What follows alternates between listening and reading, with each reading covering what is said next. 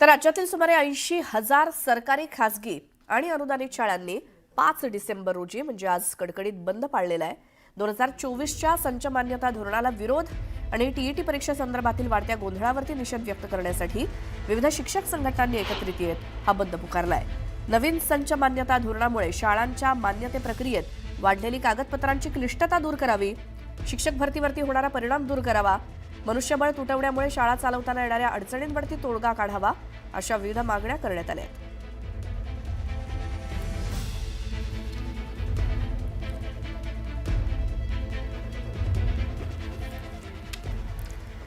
हिंगोली जिल्ह्यामध्ये देखील या आंदोलनाला प्रतिसाद मिळत असून अनेक शिक्षकांनी रजेसाठी अर्ज दिलेले आहेत. तर जिल्ह्यामध्ये विद्यार्थ्यांच्या अध्ययनावरती परिणाम होऊ नये म्हणून प्रशासनानं प्रत्येक केंद्रातल्या इतर शिक्षकांना शाळांवरती पर्यायी म्हणून पाठवलंय. परत निघणार आहे नारायणचं उद्या परवा.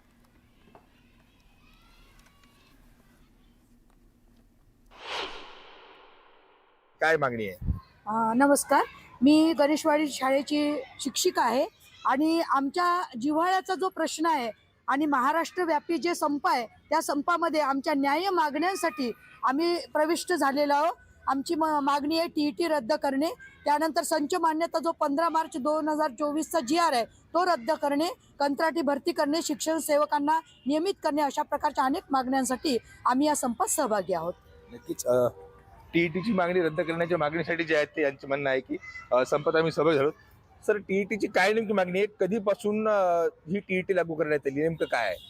टीईटी ही सर्वांनाच पूर्वीचे जे जुने होते आणि त्यांना आणि नवीन जे भरती झाले सर्वांनाच लागू होती, परंतु 2013च्या नंतर जे लागले ते टीईटी देऊन आलेले आहेत. परंतु आम्ही सुरुवातीला विविध परीक्षा त्यावेळेच्या पात्रता निवड मंडळ, जिल्हा मंडळ आणि सीईटीच्या परीक्षा देऊन पात्र झालो होतो. परंतु आता सरकारनं सर्वांना टीईटी सक्तीची केलेली आहे. त्यामुळं ही जी मागणी आहे सरकारी शासनाची ती आम्ही त्यावेळेस पूर्ण केलेली होती, पण आता सध्या ती सर्वांना कंपल्सरी करणं ही अन्यायकारक आहे, म्हणून आम्ही आज संपावर गेलो आज सर्वजण. नक्कीच टीईटीची मागणी ती जी आहे ती सर्वांना कंपल्सरी, परंतु ही कंपल्शन शासनाचं प्रत्येकालाच असतं. प्रत्येक गोष्टीमध्ये परीक्षा देऊनच पुढे जावं लागतं.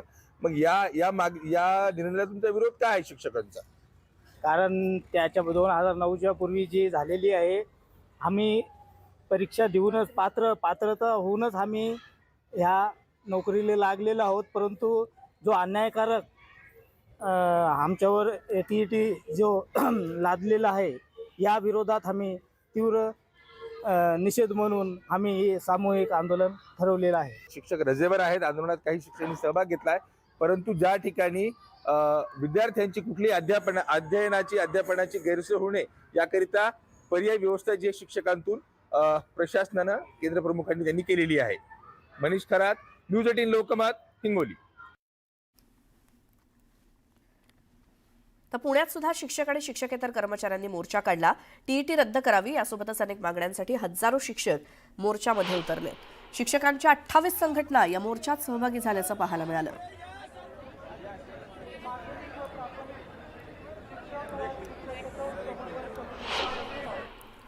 सरकारने टीईटी परीक्षा या ठिकाणी सक्तीची केलेली आहे. ती टीईटी परीक्षा रद्द झाली पाहिजे आणि सगळ्यात महत्त्वाचं संच मान्यतेचा जो GR आणलेला आहे हा GR अत्यंत अन्यायकारक आहे. त्यामुळे हजारो किंवा लाखोच्या संख्येने बहुजन समाजाची मुलं शिक्षण प्रवाहातून बाहेर जाण्याची शक्यता निर्माण झालेली आहे. सुमारे 15,000 शिक्षक या GR मुळे, संच मान्यतेमुळे अतिरिक्त होत आहेत आणि हे कुठंतरी थांबलं पाहिजे. शासनाच्या ज्या जाचकाठी आहेत, संच मान्यता, त्याचप्रमाणे टीईटी, या मागण्यांसाठी सर्व जुन्नर तालुक्यातील मोठ्या संख्येने राज्यभर सर्वजण आंदोलन करत आहेत. निश्चित याचा परिणाम सरकारवर होईल आणि या जाचकाठी शासन अगदी परिणामपणे पाठीमागे घेतील अशी या ठिकाणी आशा आहे. शिक्षकांविरोधात दडपशाहीचं धोरण स्वीकारलेलं आहे. नवीन GR, नवीन त्या ठिकाणी योजना राबवून आम्हाला शिकवायचं काम सोडून बाकीचं अनेक योजनांमध्ये राबवून घेण्याचं काम चालवलेलं आहे. त्याचबरोबर आत्ताचे आमच्या भविष्यात येणारे जे शिक्षक मंडळी आहे त्यांना वेठबिगार करण्याचं धोरण त्या ठिकाणी अवलंबलेलं आहे. शिक्षण क्षेत्रासारख्या एका चांगल्या अशा महान ज्या ठिकाणी एक नवीन पिढी घडवणार आहे अशा लोकांना या ठिकाणी कंत्राटीकरणाच्या माध्यमातून बेरोजगारांसारखं वागणूक देण्याचा सरकारने निर्णय घेतलेला आहे. तर अकोल्यात सुद्धा शिक्षक संघटनांनी बंद पुकारलाय. टीईटी परीक्षेसोबतच 2014च्या संच मान्यता धोरण रद्द करण्याची मागणी केली जाते. अकोल्यातील शाळा बंद ठेवण्यात आलेल्या आहेत, त्यामुळे सरकारच्या निर्णयाचा विरोध म्हणून हा आक्रमक पवित्रा घेत शिक्षकांनी बंद पाळला.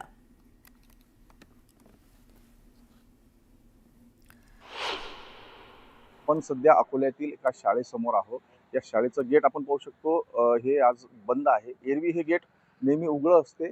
विद्यार्थ्यांना ज्ञानार्जनासाठी हे गेट उघडं असते, पण आज संपामुळे हे गेट पूर्ण बंद ठेवण्यात आलेलं आहे. शाळेत एरवी किलबिलाट आपण पाहायला मिळतो, पण आज शुकशुकाट या ठिकाणी दिसतोय. शिक्षक संघटनांचा काय नेमक्या मागण्या आहेत, शिक्षक संघटनांनी का संप पुकारला आहे, शिक्षकांसोबतच या संदर्भात चर्चा करू. आपल्यासोबत मुख्याध्यापक संघटनेचे अध्यक्ष आहेत शत्रुघ्न बिळकर. त्यांच्यासोबत त्यांना विचारू, सर मला सांगा, आज संप पुकारलाय, काय कारण आहे, काय? सर, शासनाने 14 मार्च 2024चा जो GR काढला, त्यामध्ये जे शाळा असतात ह्या अगोदर तुकडीवर होत्या, की एका तुकडीला 1.5 शिक्षक होता. नंतर काय झालेलं आहे की संच मान्यता पद्धत संख्येनुसार शिक्षकांची भरती असा कार्यक्रम झाला.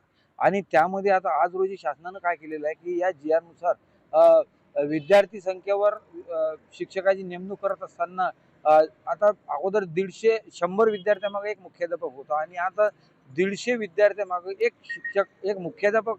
हे जे नवीन संच मान्यतेमध्ये त्यांनी जी सुधारणा केली, हा चुकीचा GR काढल्यामुळे ग्रामीण दुर्गम भागामधील जे अनेक शाळा आहेत त्या शाळेमध्ये मुख्याध्यापक राहणार नाही. सर मला सांगा, हा संप जो आहे हा आजच्याच दिवस आहे की काय याचं पुढचं पवित्र आहे? हा मी अकोला जिल्हा समन्वय समितीतर्फे आजचा हा शाळा बंद आंदोलन, रजा आंदोलन आम्ही पुकारलेलं होतं. यामध्ये आम्हाला संस्था चालक संघटना व संबंधित सर्व माध्यमिक स्तरावरील सर्व शिक्षक संघटनाची आमची शिक्षण समन्वय समिती आहे. त्याद्वारे आजचा हा संप आजच्या दिवस आम्ही पुकारला. कारण की जो शिक्षकावर जो अन्याय होत आहे, शिक्षकांपेक्षा मराठी आणि बहुजन समाजातील जे विद्यार्थी आहे आज शिक्षणापासून वंचित करण्यासाठी जो प्रयोग चालू आहे शासनाचा, तो हाणून पाडण्यासाठी फक्त हा शिक्षकांसाठी मोर्चा नाही, तर हा सर्व बहुजन समाजातील विद्यार्थ्यांसाठी व टीईटी धारक जे विद्यार्थी शिक्षकांना जे लागू करून राहिलं ते हाणून पाडण्यासाठी आजचा हा मोर्चा आम्ही आयोजित केलेला आहे. तर शिक्षकांच्या ह्या मागण्या शासन पूर्ण करेल का हे पाहावं लागेल. कुंदन जाधव, न्यूज 18 लोकमत, अकोला.